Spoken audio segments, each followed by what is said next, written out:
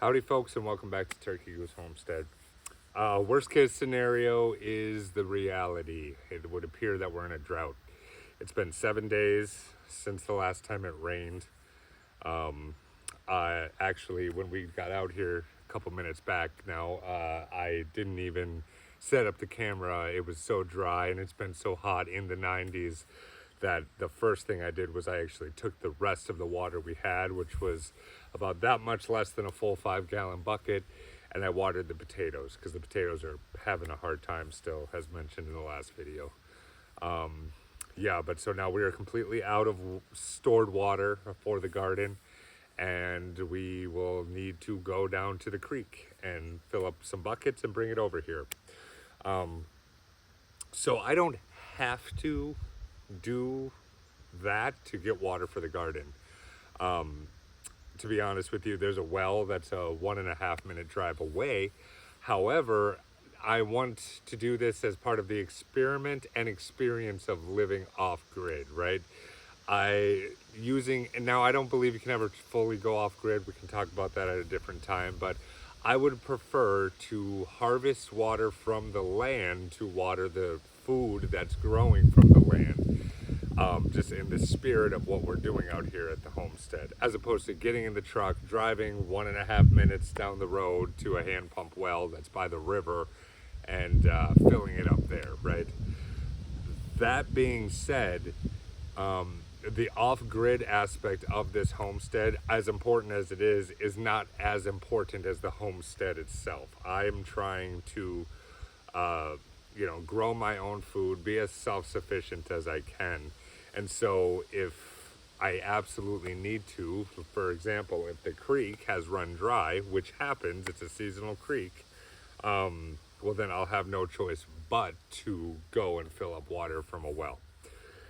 Which is fine, and I don't mind if I have to do that, but I would rather try to do the full experience of getting as much from this land as I can to grow my own food.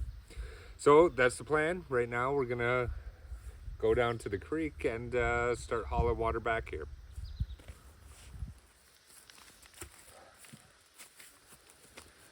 All right, folks, so we're down by the creek now and we're gonna start filling up the bucket.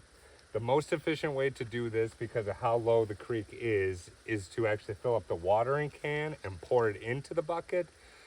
Just from trial and error, I'll tell you that trying to just put the bucket in and fill it up only gets to be about half full before it just starts flowing back out. So we're gonna get started.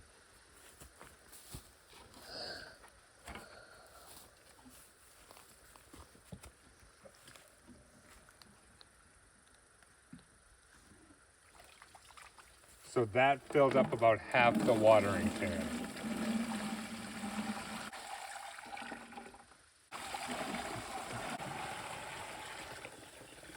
Daddy, What good? you you did half of the water on the ground. Oh, really? Yeah. Oops. Yeah, that was better, huh? Yeah.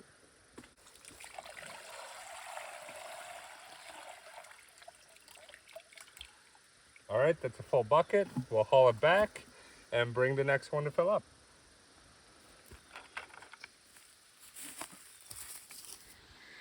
All right, folks, so we're back at the homestead now with the water haul.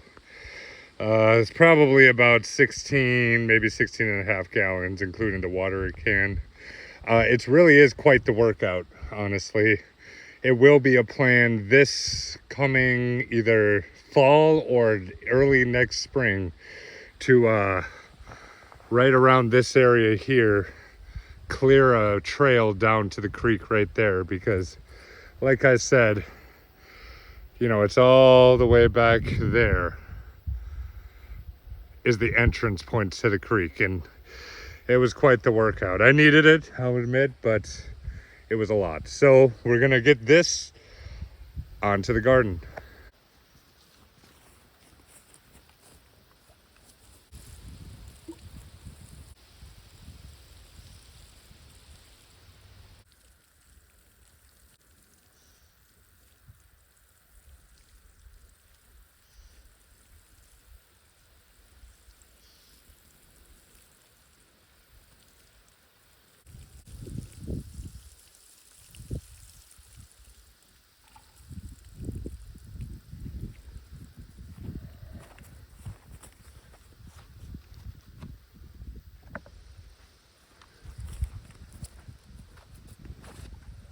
so far, that was an entire bucket plus the half a watering can that's gone onto the crop so far.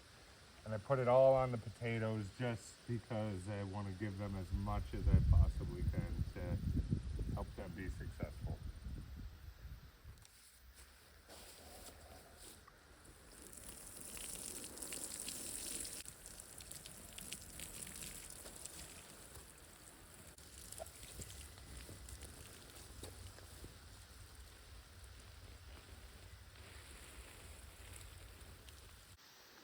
All right, so I put the entire 16 plus gallons on the whole garden.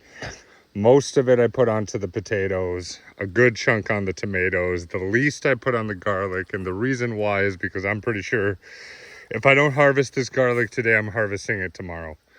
And that'll be a whole separate video, but that's the plan and that's the watering.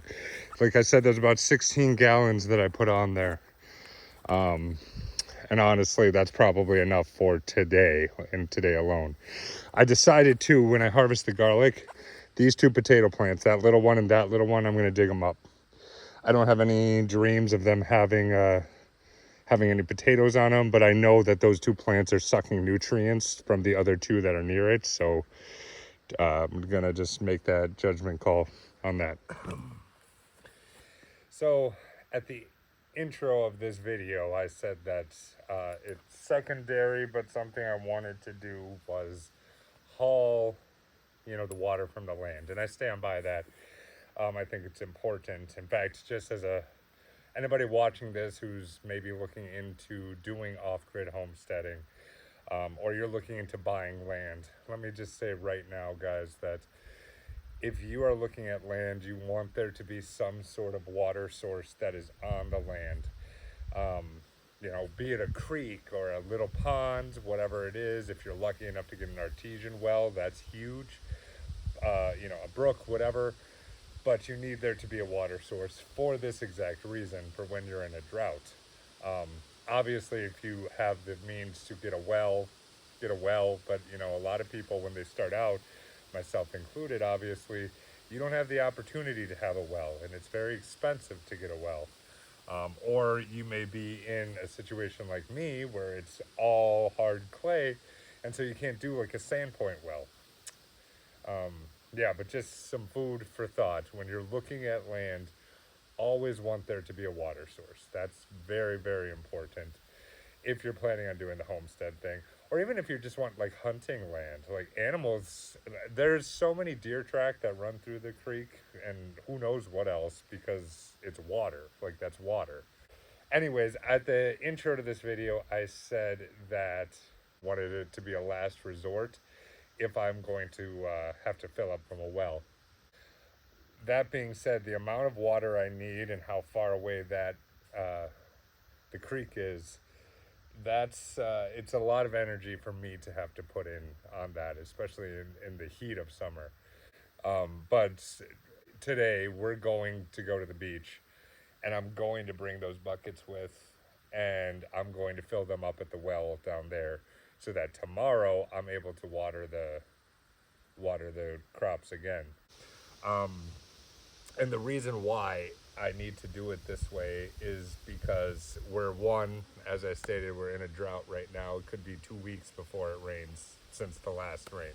Also, we're not going to be here the next time that I get my son back because we're going down to visit family, which means that will be a minimum of a 5-day period when there is no water unless it rains. And so I need to get as much water on these plants as I can between today and when we get back. If you found this to be a likable or useful video, please like and subscribe. All the help we can get is for the best. And thanks for tuning in to Turkey Goose Homestead. Turkey? Turkey, you goose. Turkey? Yeah.